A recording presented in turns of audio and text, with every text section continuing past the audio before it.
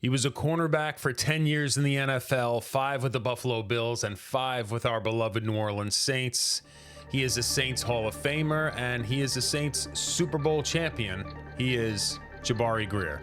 What's up, guys? This is Mike Carney. This is Toy Cook. I'm Randy Mueller. This is Quinn Early. I'm Delvin Bro. I'm Alex Molden. I'm Jake Cup. And this is Life of a Saint. And this is Life of a Saint. And this is Life of a Saint. The Life of a Saint. Life of a Saint. Life of a Saint. And this is Life of a Saint. Whodat?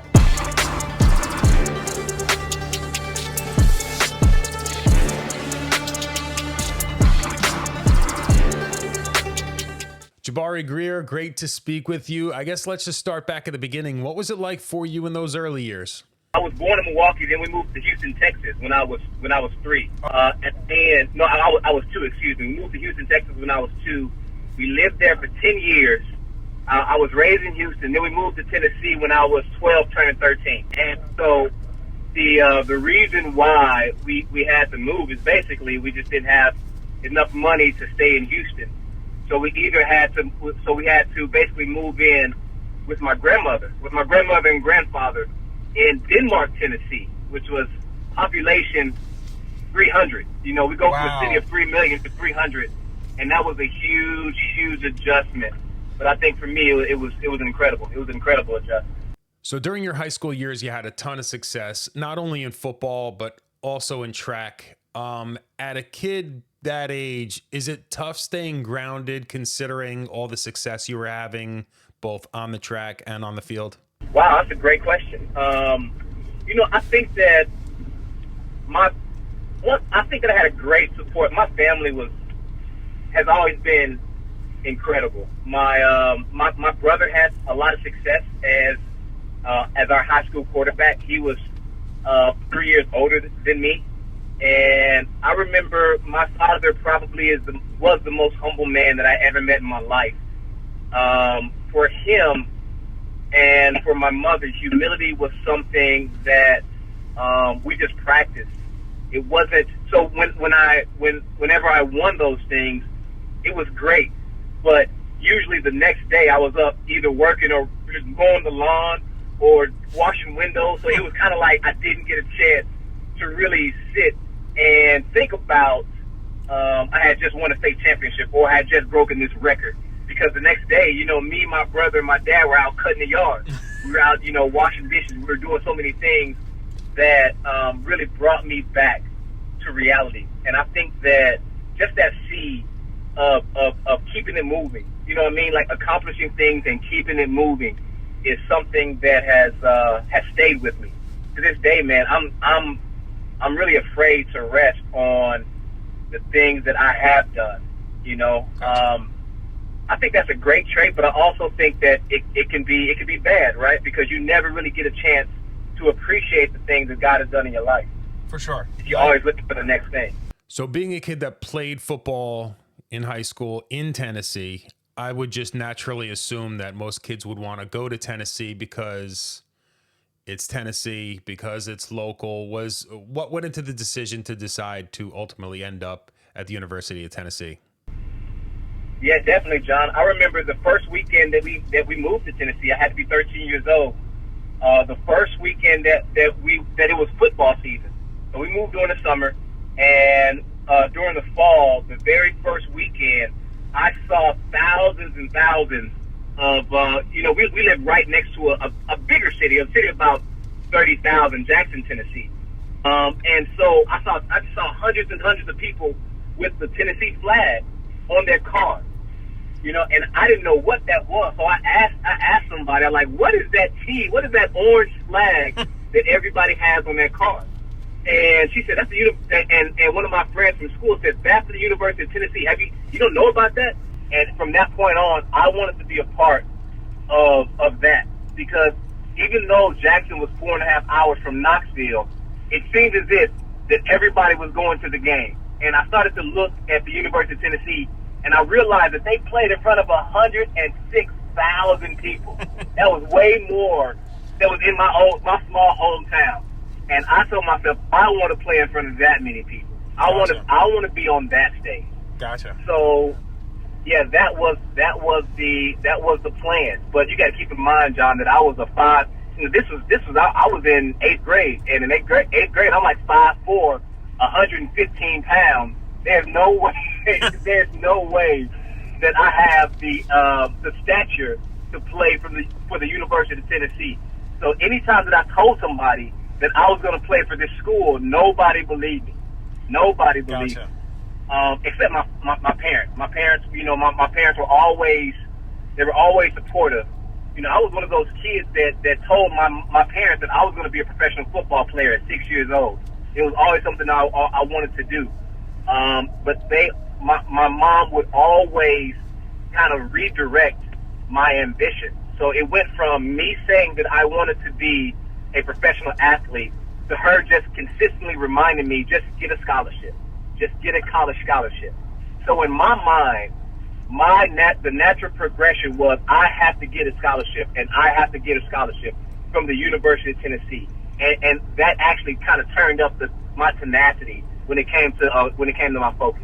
Obviously, as it played out, you had an extensive career in the NFL, but considering all the success that you had in track, did you ever think that maybe track was going to be your route after college? Oh, of course. Yeah, no. I love track. Track at the University of Tennessee, 2003 was probably the most fun I had ever had in my life playing a sport. I love track and field. It's incredible. But one thing I did realize is that track and field, it's a hustle. You know, you have to win to earn money. So back then, as a rookie, your minimum salary was $275,000. As a track athlete, you have to literally be in the upper echelon to be able to earn that per year. You have to be elite. And I thought that just the ability for me to be able to, because I had a child, I had two children by the time I was 22, John. I had two children by the time I was 22. So, can you hear me? Yep, I'm with you. Okay. I had two children by the time I was 22, so it wasn't strictly, but there was a large financial motivation behind being a professional football player. Gotcha. You know, I need to be able to take care of my family right now, and of course, it was always my dream. But I always told myself if I did not make it on the Buffalo Bills roster, I was going to run track. I was going to go and compete and be in the circuit. So that was my plan B. Gotcha. Believe it or not. Gotcha. Okay. Probably a tough question considering there's so many different options and so many different people that pour into you, but who would you say was the biggest influence in you starting out as that kid playing football straight through high school, college, ultimately in making it into the NFL? Oh, wow. So if I had to say one, I would have to say my parents. I can't pick either my mom and dad, but that would have to be one. But if I had to say, man, oh my goodness. You know what? I'm gonna say my older brother, my big brother. Gotcha. My big brother. Yes, my older brother DeAndre, DeUndre, DeAndre Greer. He was our star quarterback. He was our star quarterback when I was a freshman. He was a senior. He was a star quarterback. Could have went to any school he chose, but because of grades and because of obviously decisions that he made, he was unable to go there, and he had to go to the University of Tennessee in Martin. But we were always competitive. We played sock basketball in our room. We played hallway football, these little games where we would literally just pummel each other. And we would always compete with each other. And I saw him have success, and I also saw him I saw success kind of leave the grasp of his hands. Like it was within his grasp, but he did not have the ability to take it to the next level. And so I saw that, and I decided that I wanted to do something different. You know, I wanted to do something different. And credit to my brother that he was always there. He was always supportive of everything that I've done. Now, when I was a kid, I was a TV. I was weird. I mean, it wasn't weird. I was not your typical athlete. My brother was your typical athlete. He had a ball wherever he went. He wanted to play ball. He wanted to go outside. He wanted to do all this. I just wanted to sit in the house and watch Sesame Street all day long. That's all I wanted to do. I remember one time distinctly that my brother actually told on me because I didn't want to go outside and throw the football with him. He told my mama that I wanted to sit down and watch TV all day. And my mom, I remember it's like it was yesterday, my mom made me get up and go outside and throw the football with my brother. And I think that, even to this day, I wish that my brother would have had that opportunity in the NFL because I know that he would have been a dynamic player. But it doesn't have things don't always happen like that. But I think that our relationship, our competitive nature, our respect for each other, and his motivation, him seeing something in me that I didn't see in myself, I would say he's probably the most influential person in regards to my athletic career. Okay, so whether it was on the field or off the field, what was the toughest thing you had to get through during that process to make it into the NFL? Oh, I almost quit the team, man. I almost quit the University of Tennessee. I was a sophomore, and I had earned my very first opportunity to start at right corner. We had this young 4 or 5 star recruit named Jabari Davis, the same name, and obviously that was unique because I had went my whole life never knowing another Jabari. So we had a 5 star recruit named Jabari Davis out of Tucker, Georgia, playing full. He was a tailback, 220 pounds, fast, and he was a freshman. Jabari Davis gets the pitch left, and basically takes a toss all the way down the field. I see him, and I'm running after him, okay? I'm running after him, and I'm the last line of defense. I put my shoulder down. I see Jabari put his shoulder down, and next thing I know, I see nothing but blue sky and clouds. Now, I go from looking at him to looking in the sky. He literally, and next thing I know, I hear, "Woo!" And next thing I know, he's in the end zone. He scored. So he ran over me and kept on going. And I realized, at that time, after that, our middle linebacker, Eric Westmoreland, he brought us to the sideline, and he started chewing me out. And, I had just been run over, so I was thinking, I don't want to hear this, man. Give me some space. He takes some Gatorade and just throws it in my face. Basically just throws it in my face. Utterly disrespectful. But that's what happens on the sideline sometimes. People get into it. Emotions run high. Yeah. And I was truly humiliated twice, back to back. I remember walking home with my sister. This was at the spring game, University of Tennessee spring game. She had come up there to go to school, and she was there. She had saw the whole thing. I remember walking back to my room and just crying, just saying that there's no way I can't do this. This is too much. And I was going to quit the team because I felt like I didn't have what it took to compete at that level against those type of athletes. But I'm grateful. I'm grateful and thankful that I did. I read that at the time you were projected to go in the 4th or 5th round of the draft. Are you surprised that you weren't drafted? I think I was hopeful. I was very hopeful that I was still going to get drafted because I had put enough film on tape, and I went to a big school and I played with a lot of guys who had went early, went first round, second round. So I thought naturally that I was going to be drafted, but. Man, I had a horrible combine. I weighed into 165. I did 225 6 times. I ran a 4.6. So ultimately, I could not play in any team.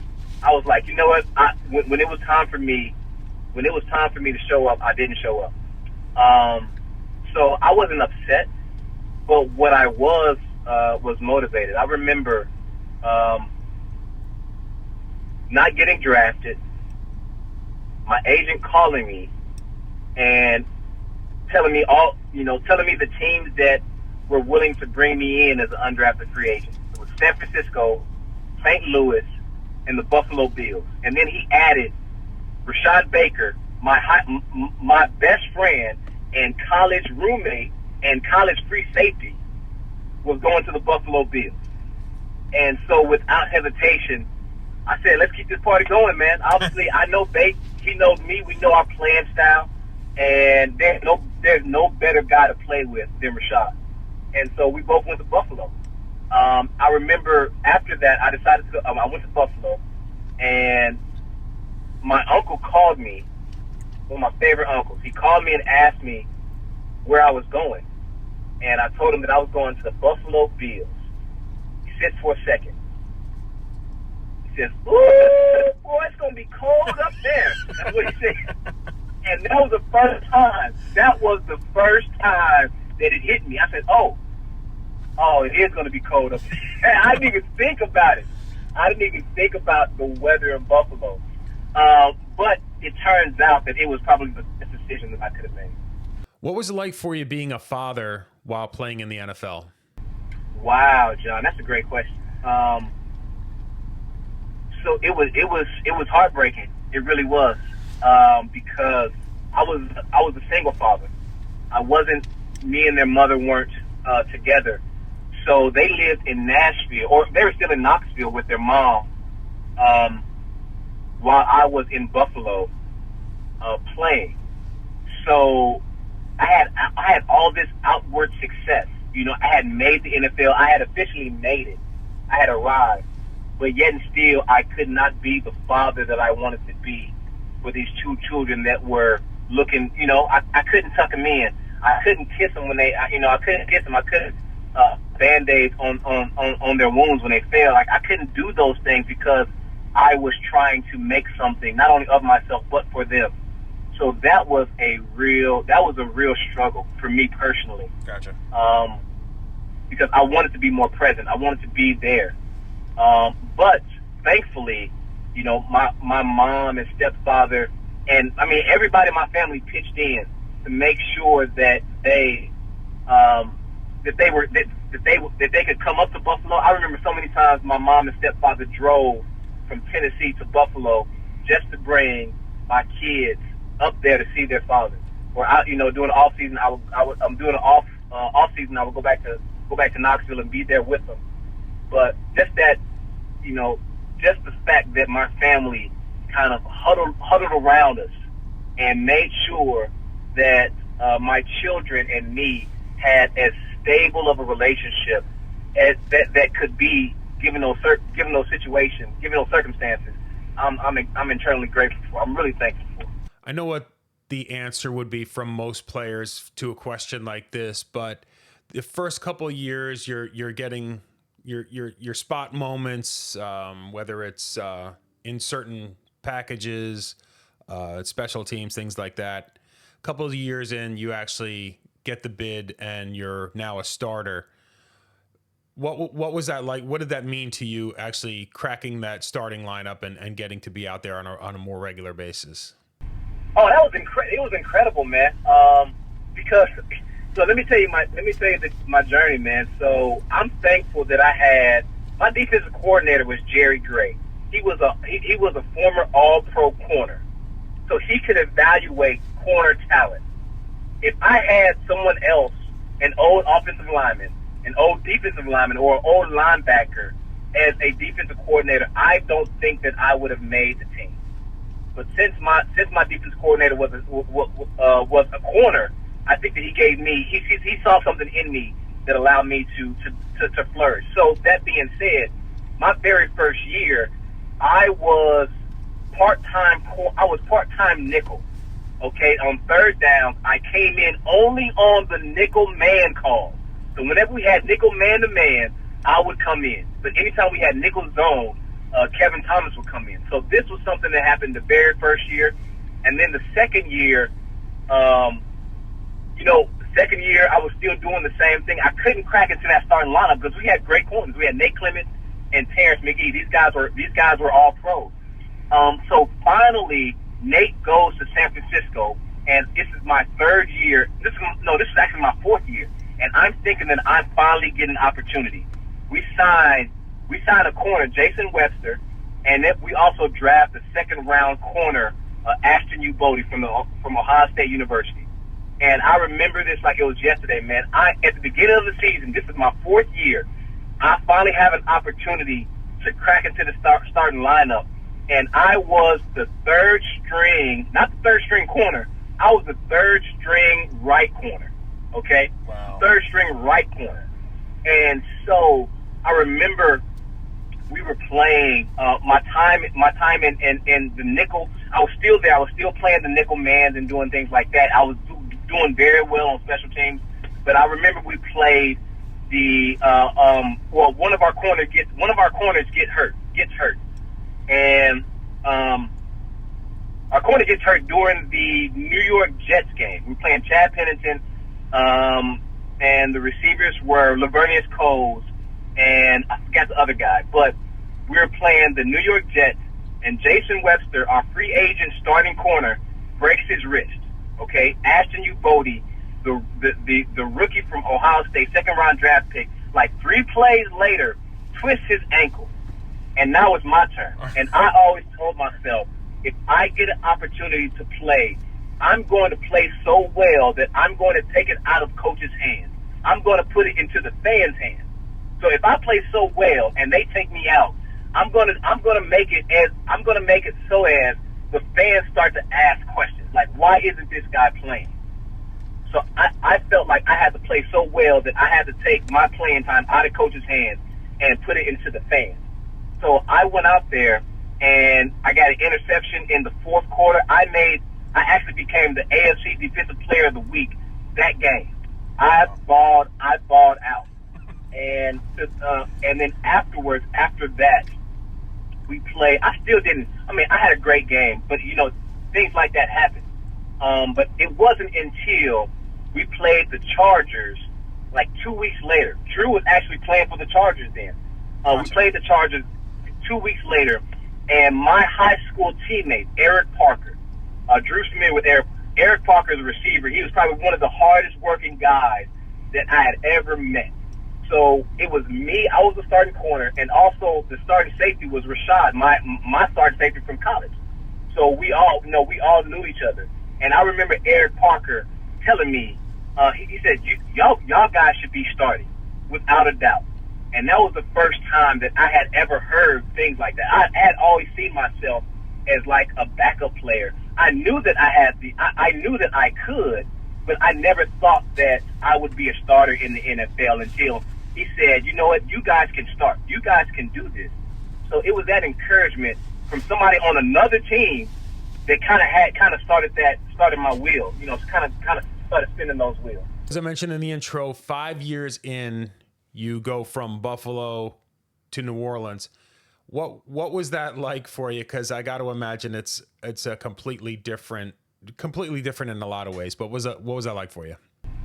Oh, so listen. When I was in Buffalo, I love jazz. Okay, so when I was in Buffalo, I would have to plan out my week to hear jazz. I knew that on Mondays there was a place across town that I could hear some jazz. On Thursdays there was another place across town that I could hear some jazz. So like Mondays and Thursdays were my time to be able to listen to music. And I remember coming to New Orleans on a free agent visit. Tuesday afternoon, I go to Frenchman Street, and the street is crazy. It is jazz like pumping out of the club on a Tuesday afternoon. And that right there blew my mind. It blew my mind. But I think just in regards to the city, but in regards to the team, one thing that was the biggest adjustment, it was the biggest change, was that in Buffalo, even when we were winning, whenever a team started to mount a comeback, there would be this feeling on the sideline that was, it was palatable. It was literally a spirit that just descended on everybody, and it was this attitude of, oh, here we go again. Oh, here we go again. Gotcha. And that was something that was permissive on that sideline. And when I went to New Orleans, the biggest adjustment is that there has never been an opportunity. There was never a time on that sideline when the opponent was making, whether the opponents were in the lead or the opponents were like mounting a comeback, that we ever felt like, oh, here we go again. We always had a killer, a dominating mentality, and it starts from the top. That's one thing I love about New Orleans, is that no matter how far they're down, they're always in it. We're always in it. And that is a mentality that 90% of the NFL doesn't have. You have to go to a team that has it. You got hurt for a decent portion of that 2009 season. If there's any season you don't want to be hurt, it's that 2009 season. But what was it like for you? I mean, obviously you want to see your team win, but you also want to be a part of that winning. What was that like for you, being on the sidelines, but still watching your team win? Yeah, you know what? It was great. Obviously, it was great to win. It was great to win, but also as a competitor, you start to think, like, do they really need me? Like, how much of an impact am I making on this team? You know, so that was something that I had to deal with. That was definitely something that I had to deal with. But I think when I came back with a new attitude. You know, I came back with my groin, and I would have liked to. I often think of how I could have contributed for those 7 games that I was out. You know, would I have continued the success that I had earlier in the season, or would I have let the team down? You know, could I have maintained my ability? You know, that's something that I thought about for a long time. But I'm thankful that, you know, we had young guys like Malcolm that stepped up, Usama stepped up, and Malcolm had an incredible play versus the Buccaneers, where he literally jumped the route and got a pick as a rookie. And so it was one of those things where we saw people really becoming, and I saw other players really be coming into their own. So it was tough in the sense of, like, do they really need me? But when I came back and when I came back and I got back into my place on the squad, my place as a man-to-man, quick corner, man-to-man, in-your-pocket guy, I realized that, you know, I have value. No matter what's happening, my value can't be diminished. And that was something that was really good for me to experience spiritually, because no matter who you put out here, they're not me. And I have something to add that no one else can.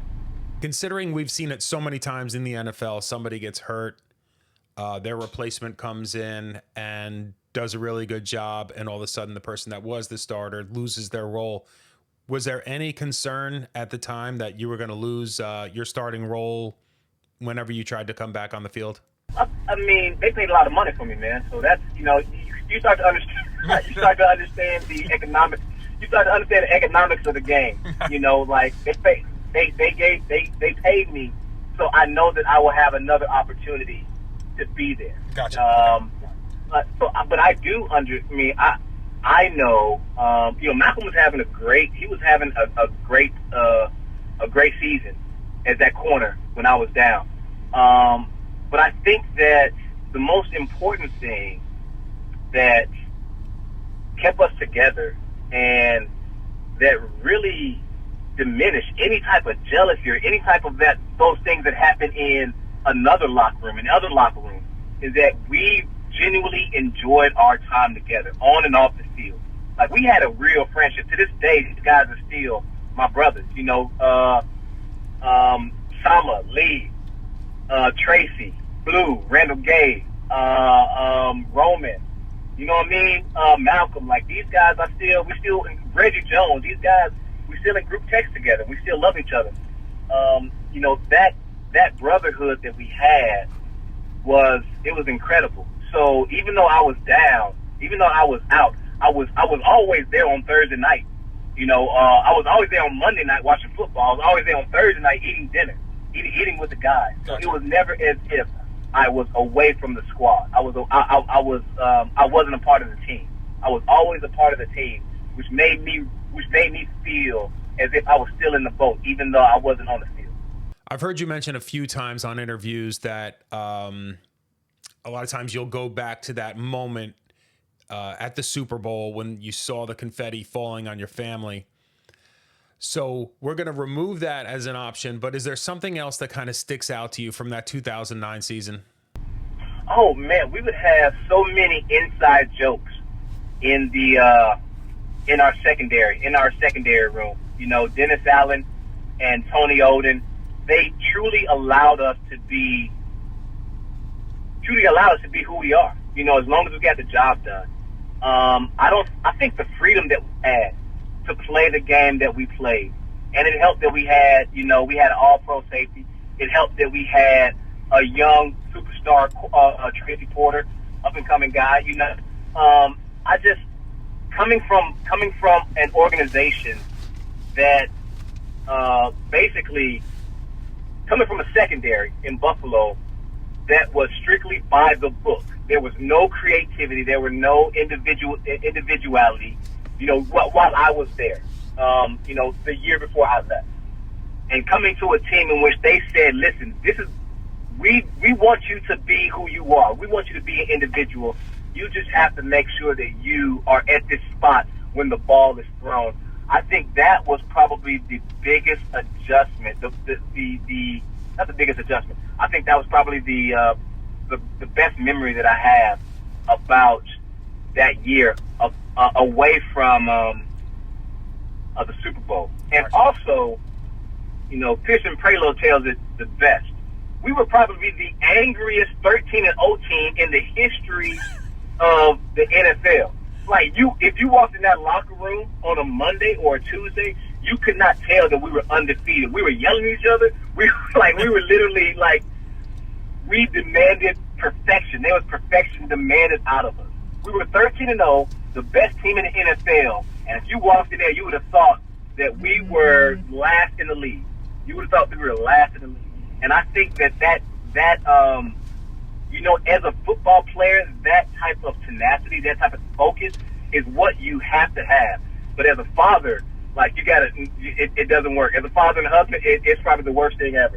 So I had to adjust once my playing days were over to realize, like, hey man, listen, your son doesn't need to convert on 3rd and long. You know, your wife doesn't need to, do the things that you want her to do when you need her to do them. So, it was the best thing for me during my time in the NFL, but I had to adjust like once I left the field. At the end of your career, you have an ACL injury, and I've heard you speak about it before, talking about it almost like it's a blessing. Can you kind of take me behind the curtain and like what is that mentality about? Oh, of course, man. Because I think one thing that, you know, football's a bubble, right, John? When you're in the locker room, you're not really a part of real life, and real struggles and growing and learning and things like that as a man. And rightfully so, because football's so demanding, which you have to be kind of encapsulated. So I always felt like football covered all wrongs. You know, football covered all sins. And so when I hurt my leg, I was forced to come to grips with who I was as a man, who I was as a husband, who I was as a father, who I was as a friend. You know, there were so many times in which my friends and my family gave me the excuse to isolate. They would tell me like, "Oh, you're just busy." I understand you're busy, but the truth is that I was just isolated. I was so involved with me and with what I was doing, so selfishly that I wasn't invested in like building those relationships. And so when I got injured and I had to come to grips with who I was, who I was at that time, I didn't like it. You know, I didn't like it. And so, I mean, the truth is that I get injured. My football career, my playing career is over. I get released, and I'm basically starting from scratch. So there was a lot of identity issues that I had to deal with after the game, because even though as a believer, I was always a man of faith, and I believed that I believed that God was in control. But at the end of the day, I identified myself with being a football player, and when that was taken away, I had to look at myself as Jabari the man, Jabari the husband, Jabari the father. And the truth is, I didn't like what I saw, so I had to work on it, and I'm still continuing to work on it. So after your playing days, pretty well chronicled, you did some analyst work. Is there any desire to get into coaching, or is that something that you're not looking to pursue? Yeah, no coaching for me, buddy. You have to have a different level of love for the game to coach. You really do, because you're in there before the players. You're in there before the players. You're there after the players, and then you don't get to play on the field. Like that's something that always amazed me about coaches, is that they give so much more than players, and they have to live vicariously through the players actually making the plays. So I don't have that desire. But I do love the aspect of the analyst work, where I get to talk about the game. I get to still be close to the game, but I still wake up the next day and I feel great. I don't feel like I've been in a car. I love that aspect because it's exciting, right? There's nothing like being under those lights. Because I would say this, and this is one thing I think that your readers, it's important for your readers to understand. Like, once you leave the best seat in the house, once you have 80,000 people screaming for you after you make a play, it's hard to get behind a desk and just type up quarterly reports. It's really hard to do that. I bet. And that is the transition. That's the transition that a lot of players have problems with. So for me, being able to be under the lights, when the producer says, okay, where the director says, okay, we're going live in 5, 4, 3, 2, 1, don't mess up. And I have to be able to be concise, to be clear, to be relatable, and then to get it out and be funny. That right there, and that right there, I think for me, it kind of creates that same type of adrenaline rush that I get from the game. And players search for that same adrenaline rush in many different facets, in many different ways, But thankfully, with sports analyst work, I found something that kind of grabs me and it kind of excites me like football did. Last question for you. How's your health these days? Oh, great, man. Listen, I'm in besides this last 4 months that I've been traveling, I'm working out, man. So I think the biggest blessing, I'm actually way more than I did when I played. I'm actually in better shape than I did when I played actually right now. Because I think the biggest thing for me that led to that transition is that once I got out of the game, I had to work on my knee as if it was a full-time job, because it was a 17-month process, John. Right. Like, to be able to walk again, to be able to walk and to run and to do the things that I wanted to do. So at that time, I had 4 children at that time. I had 1 girl and 3 boys, and so I had one son that was 9. I had one son that was 5, another son that was 4. And I realized that if I didn't attack this rehab with everything that I had, I wouldn't be able to play basketball with my boys. I wouldn't be able to do the things that I wanted to do with my boys. So I approached this like 110%, 2 to 3 hours a day rehab, 5 days a week. And so for me, that created a habit of working out. I mean, I've literally been working out ever since I left the game.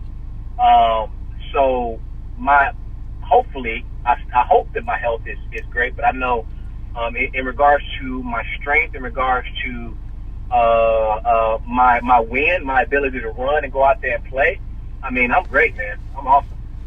I'm thankful.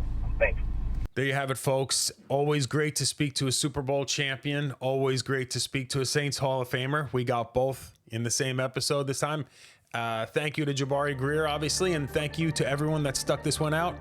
I appreciate it. Who dat, everybody. We'll see you on the next one.